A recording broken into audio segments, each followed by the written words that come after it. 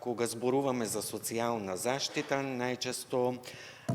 доаѓаме до таа асоциација дека станува збор само за ранливи категории поврзани со финансии, меѓутоа тука не смееме да ги испуштиме, да ја испуштиме и категоријата било деца, било семејства во некаков ризик.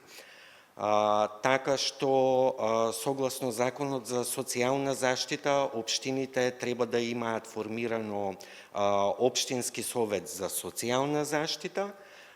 потоа по согласно Законот за правата на детето, значи имаме и општински совет за детско представништво, како и локален совет за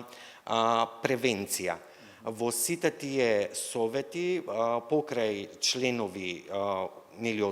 вработени од општинската администрација,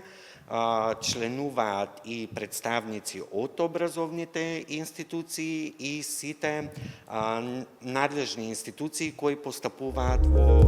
врска со ова